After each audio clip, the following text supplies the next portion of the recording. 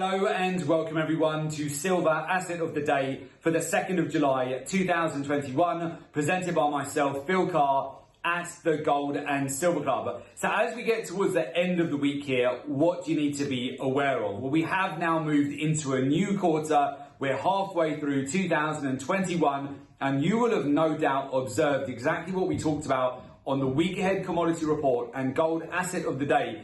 Expect downward pressure at the start of the week over Monday, Tuesday, and Wednesday as you get closer towards the end of the quarter, with traders and investors rebalancing their portfolios, booking their profits for the quarter, exiting out of trades. That will create strength in the dollar that will put pressure on the metals, but use that as a buy opportunity to build positions on the metals. And then, of course, as we've gone into Thursday, the 1st of July, we immediately saw that bounce higher, over 1% gain for silver prices, 1.8% gain for platinum prices, 3.8% move to the upside for palladium, and just under a 1% move to the upside for gold. Now, this comes back to, of course, what we mentioned at the start of the week, that it's so important to be aware of capital flows and that end of quarter cycle in the market. What we've observed out there is so many traders, again, they've panic sold towards the lows of the week, expecting the price with the metals to break down much lower, completely oblivious to the fact that we're moving into a new quarter, that the same things happen time and time again. It's the same situation at the end of March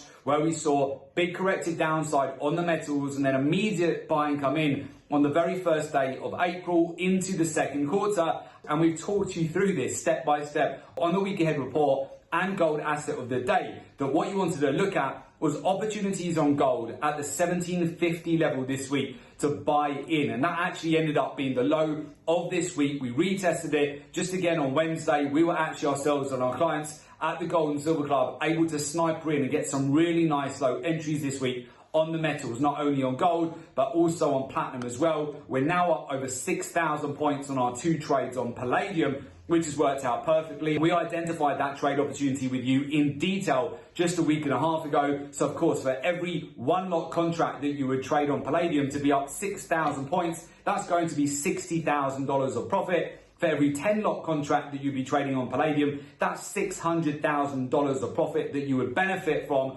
alongside ourselves and our clients at the Gold and Silver Club. And that was just in a matter of 10 days. So where we're at right now, as we get towards the end of the week, we saw that pressure at the start of the week that we talked you through in a lot of detail, and now this subsequent bounce back into the very first trading day of a new quarter. We're now halfway through 2021, and you just watch it out there. There's going to be so many traders that miss this move to the upside because they've either panic sold at the lows and liquidated, or they're getting too bearish on the metals, just as we're seeing an inflection point as we go into a new quarter here. We've already taken the opportunity this week and last week to build into these sell-offs on the metals to accelerate our gains here as we go into a new quarter, as we move into July. And the massive issue that we see out there is just so many traders are taught outdated technical analysis strategies which just do not work. They may have worked 5 or 10 years ago, but you're in a different market environment now where you need a lot more data and market intelligence to have an edge. All of the market makers out there, they know exactly what the average retail trader is taught in terms of technical analysis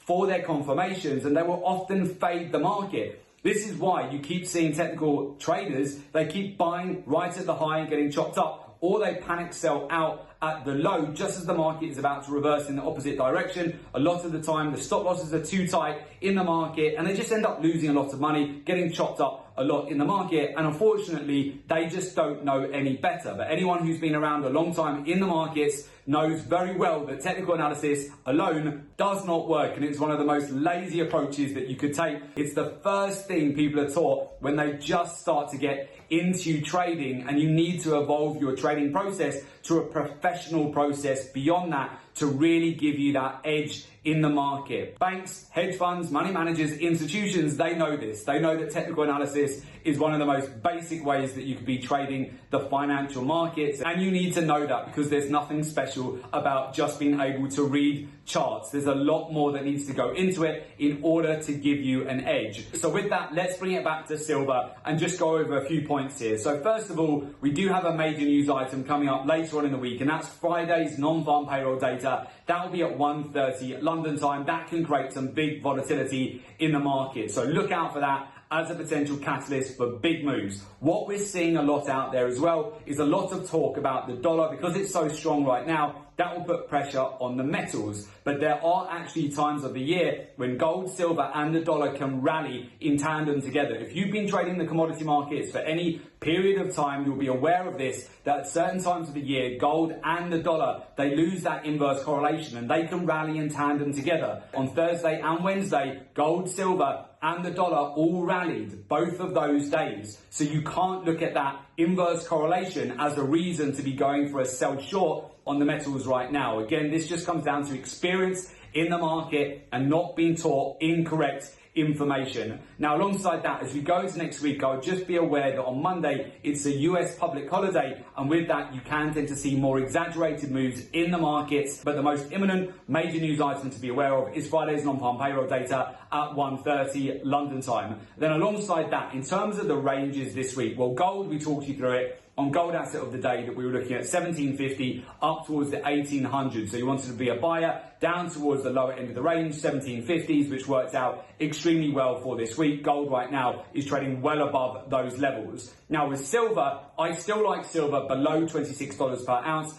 down towards 25. So we continue to buy on dips down towards those levels. The lowest point that we got to over the last week has been $25.50 per ounce. But again, each time silver dips down to those levels, it spends very little time there before getting a bid. But I do still like that zone as an accumulation zone to buy on dips between 25 to 26 US dollars per ounce. Essentially, nothing has changed in terms of the overall fundamentals for the silver market. And as you know, inflation continues to run hot. Interest rates are at the lowest they've been in years, which means your capital just sitting in the bank is depreciating in its purchasing power. And you don't want to be lazy here, trading outdated technical strategies or gimmicky indicators. It's all about your time here. So we want to save you time so you're not wasting the next 3, 6 months, 12 months using the same outdated strategies in the market, because you're not going to get anywhere. You're not going to be able to push yourself forward and evolve to the next level of your trading. So with that, if you would like to learn the research-driven approach to the market, where you'll learn a professional process utilizing the intermarket correlations in the market, have access to in-house data on market intelligence, alongside that,